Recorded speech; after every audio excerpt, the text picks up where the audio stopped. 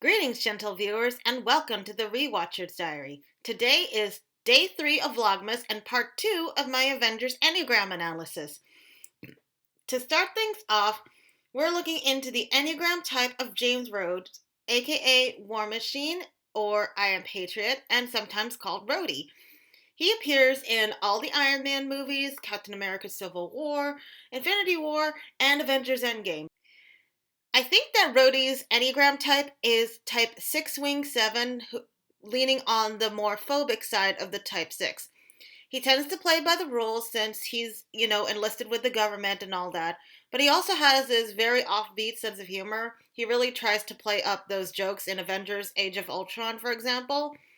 And more often than not, he's a very good team player and does a good job of keeping everyone in check. He's always like checking on Tony, making sure that he doesn't do anything reckless, stuff like that. Now, keep in mind that for the longest time, Rhodey has just been a supporting character. I don't know how he's gonna be in Armor Wars yet, but if his Enneagram type shows differently in Armor Wars, I'll do a follow-up video and see if anything changes from that. But for now, I think he's a type 6 wing 7 on the phobic side. Moving on to Sam Wilson, who I honestly think is a type 9 wing 1. I know that Sam doesn't seem like a type 9 because he's constantly in conflict-ridden situation, but his motivations for joining up with Captain America are evidence of somebody who's a 9 wing 1, somebody who goes along with what people ask of him to do. Sam's job in the military originally was pararescue, and he spends time helping veterans in need, which is a very type 9 thing. Basically, Sam Wilson is the therapist friend of the Avengers, and he's willing to help other people without asking for anything in return. And that selflessness feels like a type 9 thing for me.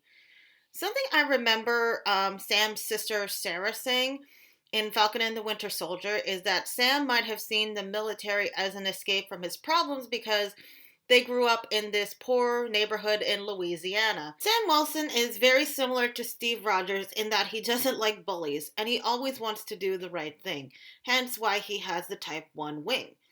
The reason I think that Sam is a type 9 is his character arc in Falcon and the Winter Soldier. When Sam's the one in charge of missions, he always looks for a solution where nobody gets hurt. He makes sure that he can de-escalate a threat using empathy. He takes a diplomatic approach, but his one wing also allows him to call Zemo out on Zemo's delusions regarding super soldiers. Sam shows signs of Type 9's way of dealing with anger in Falcon and the Winter Soldier. He goes along with what the government asks because he's asleep to his own needs. He kind of goes into this denial of what Steve Rogers asks of him because he has a bad case of imposter syndrome. But once it becomes clear that Sam's the only one who could actually wield the shield properly, he goes into the type 3 growth pattern. It's especially apparent when you see the unhealthy side of the type 3 reflected in John Walker, who cares a lot about his image and reputation. Basically, to quote TikTok star Nicki Marina, Sam needed to hype up big time, and Sam understood the assignment. Moving on to the titular Winter Soldier, Bucky Barnes. I think that Bucky is a type 6 wing 7, but he's an introverted, counterphobic 6 wing 7. Bucky is cautious, but at the same time, he's got that same sense of humor, similar to Rhodes. And Bucky shows that sense of humor around those he trusts, like Steve or Sam, or just whenever Bucky just feels comfortable showing that softer side of himself. During Falcon and the Winter Soldier, Bucky shows signs of the Type 3 stress arrow since he's a 6, and Type 6s go to 3 when stressed. Type 3s tend to cling to symbols, like how Thor put so much of his self-esteem into his hammer, insert innuendo here. Likewise, Bucky's stress relates to Steve's shield. He doesn't understand why Sam would just give the shield to the government, given all that it represents. And he gets worried that Steve was wrong about him being Bucky, because he has so much guilt about everything he did as the Winter Soldier, in spite of the fact that Bucky is already on this road to recovery. What's really interesting is the levels of development and how these type 3, 6, and 9 arrows relate to each other, because in the Enneagram symbol, types 3, 6, and 9 are part of this triangle that I'm making here. Sam's character arc centers on him learning how to rise to the occasion when the situation calls for it, a type 9 going into the healthy side of a type 3. Bucky, on the other hand, has to learn how to make peace with himself, which is a type 6 going into the healthy side of a type 9. It's really no wonder that Sam and Bucky get along so well.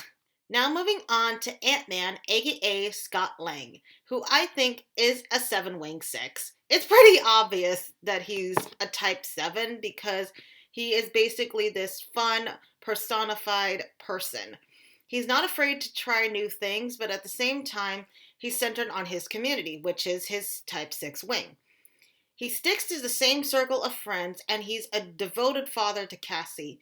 He constantly thinks of new strategies when dealing with a situation, and in Ant-Man and the Wasp, his 7-wing 6 shows when he creates this wonderful, fun playground for Cassie, in spite of the fact that he's under house arrest, and he tries to make the most of his time locked up in his own house by learning new things, which is all very type 7 things to do.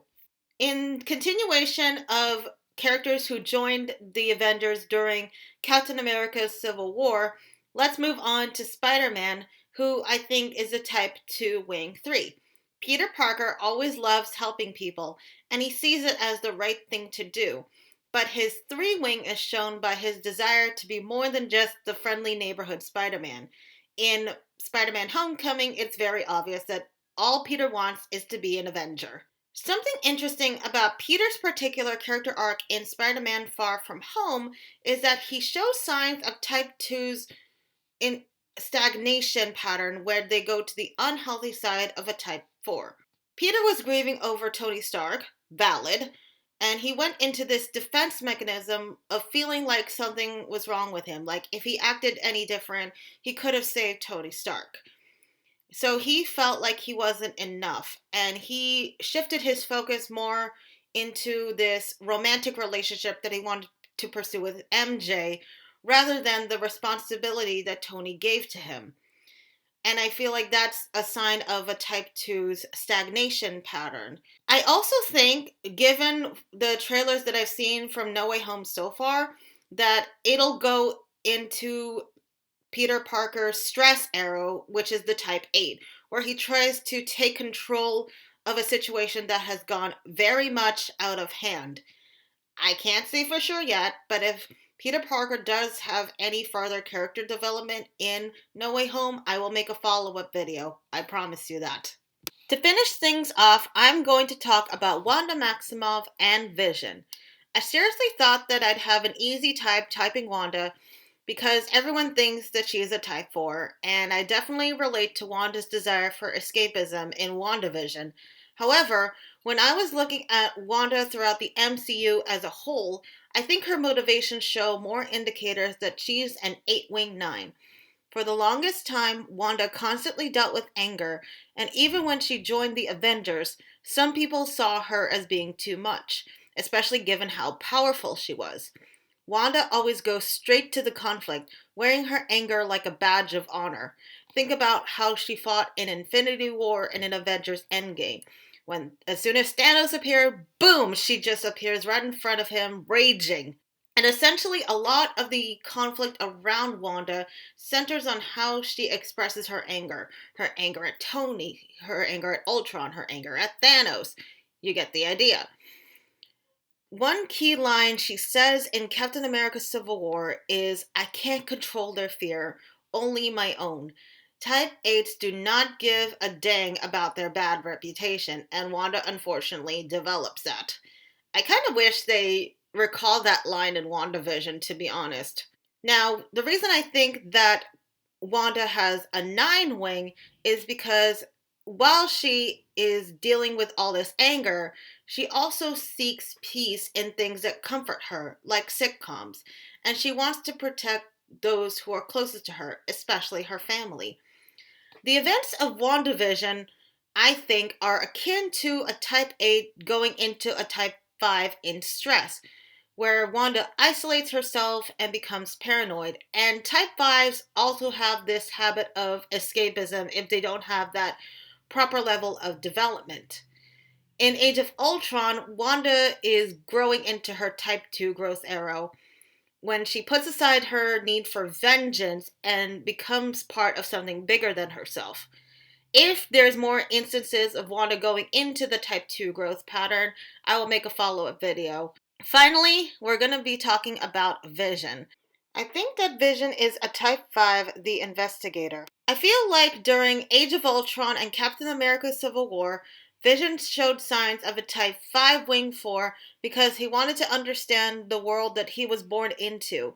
He created this aesthetic for himself with Thor's cape, and he developed this emotional bond with Wanda. In WandaVision, however, Vision was more of a 5 wing 6 because he adopted this persona of being this adorable, nerdy man who becomes a new father, and he uses the type 6's perceptiveness to help him investigate what's going on with Westview. Type 5s go to the healthy side of a type 8 in growth, and it's very evident in WandaVision because Vision was very set on making sure that the people in Westview are set free from Wanda's hex, as well as protecting his family. Now, since Monday is December 13th, aka Taylor Swift's birthday, and I am a huge Swiftie, I plan on talking about her albums in chronological order and seeing which Enneagram type fits each album the most. You'll see what I mean when I post a video on Monday. Until then, please like this video, subscribe to this channel,